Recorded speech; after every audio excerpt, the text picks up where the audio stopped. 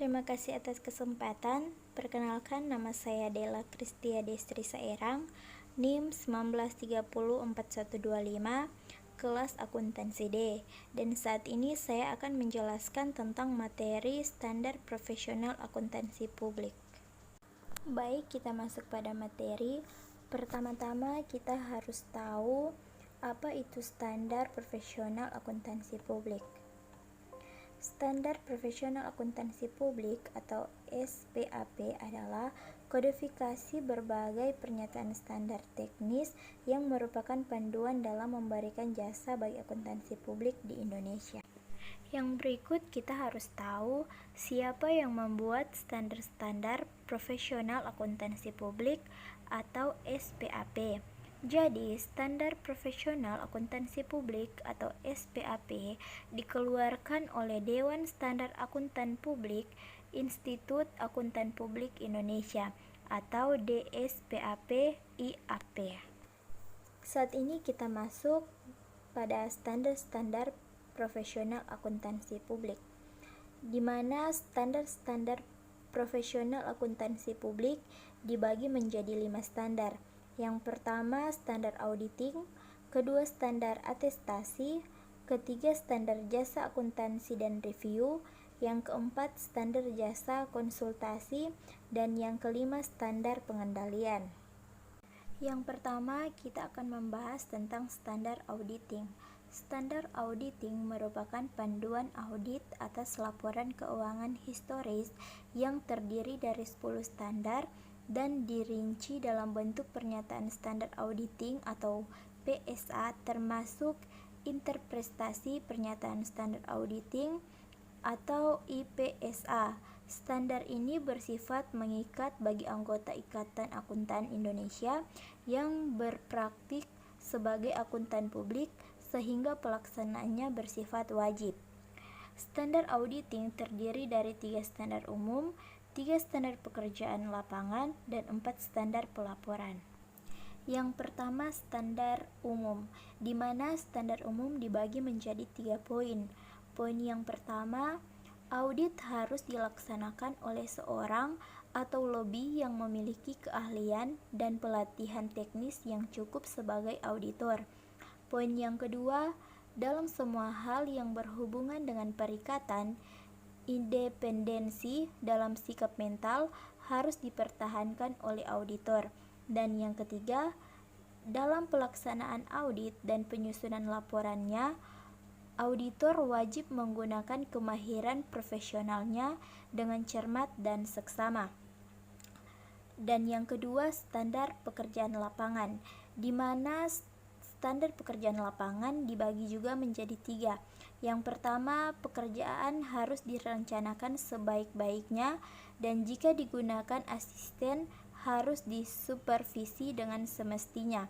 Dan yang kedua, pemahaman memadai atas pengendalian intern harus diperoleh untuk merencanakan audit dan menentukan sifat, saat, dan lingkup pengujian yang akan dilakukan.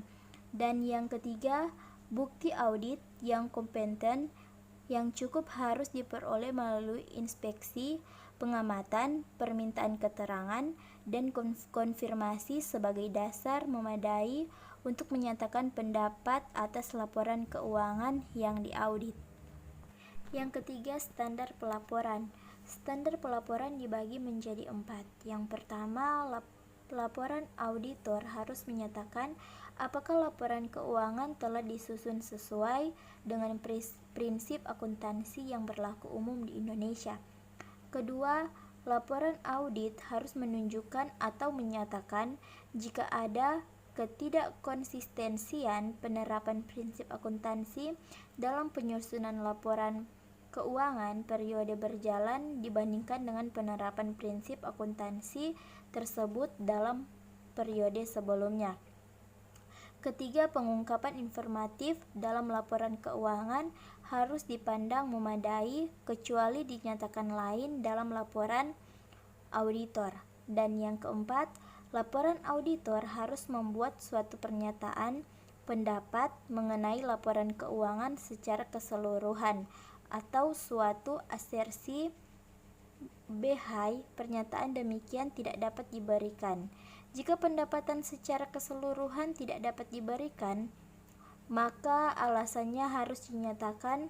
Dalam hal nama auditor dikaitkan dengan laporan keuangan, maka laporan auditor harus membuat petunjuk yang jelas mengenai sifat pekerjaan audit yang dilaksanakannya, jika ada, dan tingkat tanggung jawab yang dipikul oleh auditor. Kita masuk dalam standar atestasi. Standar atestasi adalah memberikan rangka untuk fungsi atestasi bagi jasa akuntan publik yang mencakup tingkat keyakinan tertinggi yang diberikan dalam jasa audit atas laporan keuangan historis, pemeriksaan atas laporan keuangan prospektif, serta tipe perikatan atestasi lain yang memberikan keyakinan yang lebih rendah, atau review, pemeriksaan, dan prosedur yang disepakati. Standar atestasi di mana terdiri dari 6 standar umum, 2 standar pekerjaan lapangan, dan 4 standar pelaporan. Yang pertama, standar umum. Standar umum dibagi menjadi 6. 1. Perikatan harus dilaksanakan oleh seorang praktisi atau lobby yang memiliki keahlian dan pelatihan teknis cukup dalam fungsi atestasi. Kedua, perikatan harus dilaksanakan oleh seorang praktisi atau lobby yang memiliki pengetahuan cukup dalam bidang yang bersangkutan dengan asersi. Ketiga, praktisi harus melaksanakan perikatan hanya jika ia memiliki alasan untuk meyakinkan dirinya bahwa 2 kondisi berikut ini ada. Kelima, dalam semua hal yang bersangkutan dengan perikatan, sikap mental independen harus dipertahankan oleh praktisi. Dan yang terakhir, kemahiran profesional harus selalu digunakan oleh praktisi dalam melaksanakan perikatan, mulai dari tahap perencanaan sampai dengan pelaksanaan perikatan tersebut. Kedua, standar pekerjaan lapangan. Yang pertama, pekerjaan harus direncanakan sebaik-baiknya, dan jika digunakan asisten harus disupervisi dengan semestinya. Dan yang kedua, bukti yang cukup harus diperoleh untuk memberikan dasar rasional bagi simpulan yang dinyatakan dalam laporan. Dan yang ketiga, standar pelaporan. Standar pelaporan ini dibagi menjadi 4. Yang pertama, laporan harus menyebutkan asersi yang diperoleh dan menyatakan sifat perikatan atestasi yang bersangkutan. Kedua, laporan harus menyatakan simpulan praktisi mengenai apakah asersi disajikan sesuai dengan standar yang telah ditetapkan atau kriteria yang dinyatakan dipakai sebagai alat pengukur. Dan yang ketiga, laporan harus menyatakan semua keberatan praktisi yang signifikan tentang perikatan dan penyajian asersi.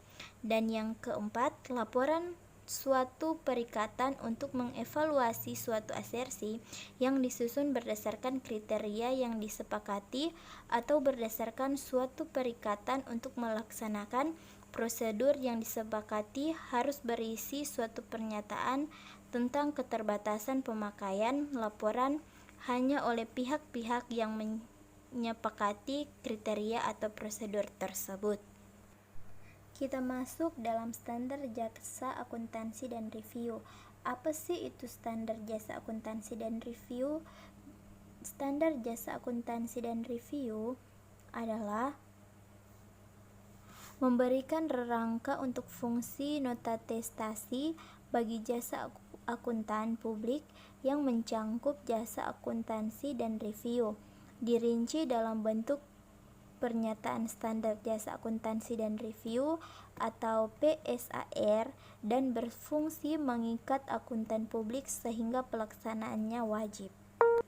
Standar jasa akuntansi dan review terdiri dari yang pertama, kompilasi dan review atas laporan keuangan, Dan yang kedua, pelaporan atas laporan keuangan komparatif.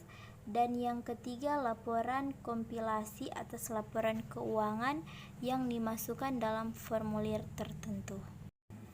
Kita masuk pada standar jasa konsultasi. Standar jasa konsultasi adalah jasa profesional yang disediakan dengan memadukan kemahiran teknis, pendidikan, pengamatan, pengalaman, dan pengetahuan praktisi mengenai proses konsultasi yang meliputi konsultasi, jasa pemberian saran profesional, jasa implementasi, jasa transaksi, jasa penyediaan staf dan jasa pendukung lainnya, dan jasa produk. Jasa konsultasi terdiri dari 4 standar umum dan 3 standar umum tambahan. Yang pertama, standar umum, di mana standar umum dibagi menjadi 4, yaitu kecakapan profesional, penggunaan kemahiran profesional dengan cermat dan seksama, perencanaan dan supervisi, dan yang keempat, data relevan yang memadai. Kedua, standar umum tambahan, di mana standar umum tambahan dibagi menjadi 3, yaitu kepentingan dengan klien, kesepakatan dengan klien, dan komunikasi dengan klien.